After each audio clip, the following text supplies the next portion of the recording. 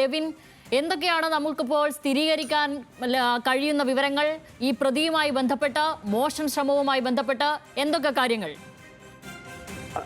ശ്യാമിലി, കൃത്യമായ സൂചനകൾ തന്നെ പോലീസിന് ലഭിച്ചിട്ടുണ്ട്. ഇയാളുടെ കടബാധ്യതയെ തുടർന്ന്, അതായത് വിദേശത്ത് നിന്നുള്ള ഇയാളുടെ ഭാര്യ വിദേശത്താണ് ജോലി ചെയ്യുന്നത്. സാമ്പത്തിക ചുറ്റുപാട് മെച്ചപ്പെട്ട കുടുംബമാണ്. വിദേശത്ത് ജോലി ചെയ്യുന്ന ഭാര്യ അടക്കം മികച്ച നിലയിൽ ശമ്പളം വാങ്ങുന്നു. പക്ഷേ നാട്ടിൽ ദൂർത്തടിച്ചുള്ള ജീവിതമായിരുന്നു ഇയാളുടേതെന്നുള്ളതാണ് പോലീസിൽ നിന്ന് നമുക്ക് ലഭ്യമായിരിക്കുന്ന വിവരങ്ങൾ. അതേപോലെ തന്നെ ഇയാൾ സ്വയം വരുത്തിവെച്ച കടബാധ്യത വീട്ടുന്നതിന് വേണ്ടിയിട്ടാണ് ഈ കവർച്ച നടത്തിയതെന്നും പോലീസ് പറയുന്നു. അതേപോലെ തന്നെ ചാലക്കുടിയിൽ തന്നെയുള്ള കരിക്കാല എന്ന് പറയുന്ന സ്ഥലത്താണ് ഇയാൾ ഒളിവിൽ കഴിഞ്ഞു വരവെ പോലീസ് കസ്റ്റഡിയിൽ എടുക്കുന്നത്.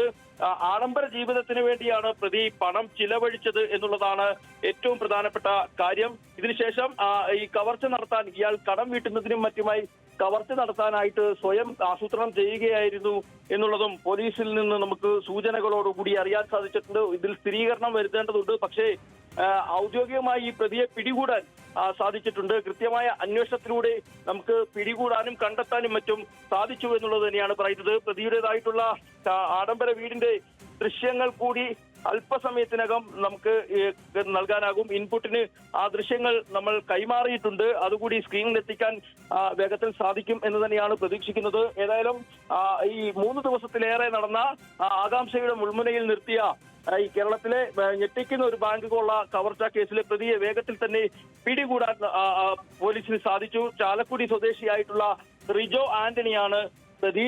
അല്പസമയങ്ങൾക്ക് മുൻപാണ് ഔദ്യോഗികമായി പോലീസ് നമ്മളോട് ഈ കാര്യം ആദ്യം സ്ഥിരീകരിക്കുന്നത്. പ്രതിയെ പിടികൂടിയതും ഇന്ന് വൈകുന്നേരത്തോടു കൂടിയാണെന്നുള്ള വിവരങ്ങൾ കൃത്യമായി തന്നെ നമുക്ക് ലഭിച്ചിട്ടുണ്ട്.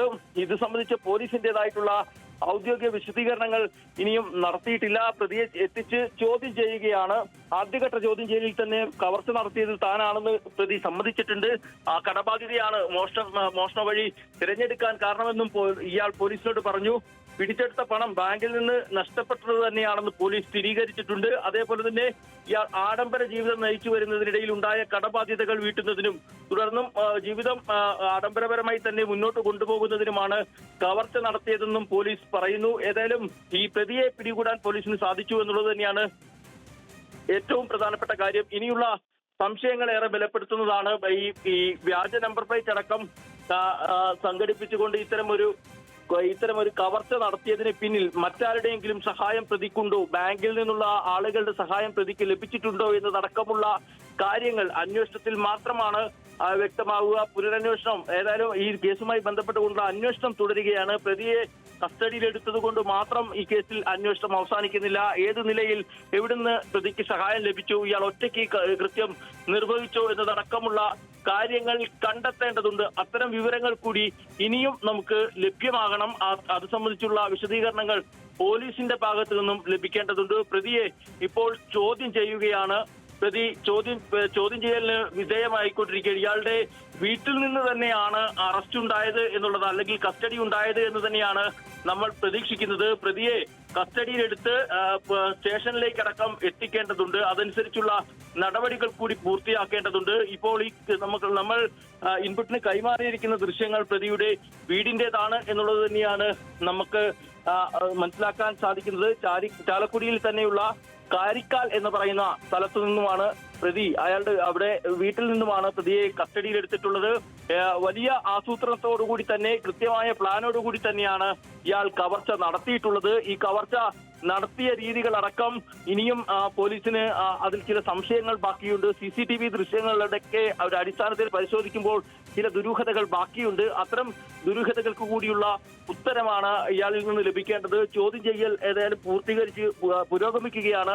ഈ ചോദ്യം ചെയ്യലിനൊടുവിൽ ചില നിർണായക വിവരങ്ങൾ കൂടി നമുക്ക് ലഭ്യമാകുമെന്ന് പ്രതീക്ഷിക്കാം. ഏതായാലും പോലീസ് ഔദ്യോഗികമായ ഒരു വെളിപ്പെടുത്തൽ നടത്താൻ ഇതുവരെയും തയ്യാറായിട്ടില്ല. പോലീസ് ഇക്കാര്യങ്ങളൊക്കെ സ്ഥിരീകരിക്കാം എന്ന് തന്നെ, അല്ലെങ്കിൽ വ്യക്തമാക്കി തരുന്ന തരത്തിലുള്ള ഒരു പ്രതികരണം നടത്താമെന്ന് തന്നെയാണ് അറിയിച്ചിട്ടുള്ളത്. പക്ഷേ ആദ്യഘട്ടത്തിൽ കസ്റ്റഡിയിലെടുത്ത പ്രതിയെ ചോദ്യം ചെയ്യുന്നതിനായി നടപടികൾ നടത്തേണ്ടതുണ്ട്. അതിനുവേണ്ടി ഈ അറസ്റ്റ് ചെയ്തതിനു ശേഷം, കസ്റ്റഡി എടുത്തതിനു ശേഷം പോലീസ് സ്റ്റേഷനിലേക്ക് അടക്കം എത്തിക്കേണ്ടതുണ്ട്. വിശദമായ തെളിവെടുപ്പടക്കം പൂർത്തീകരിക്കേണ്ടതുണ്ട്. അത്തരത്തിലുള്ള നടപടികളെല്ലാം തന്നെ പുരോഗമിക്കുകയാണ്. ആദ്യഘട്ടത്തിൽ തന്നെ ഈ പ്രതി അറസ്റ്റ് ചെയ്ത് ആദ്യഘട്ടത്തിൽ തന്നെ നമുക്ക് ആ വിവരം ഔദ്യോഗികമായി പോലീസ് കൈമാറി.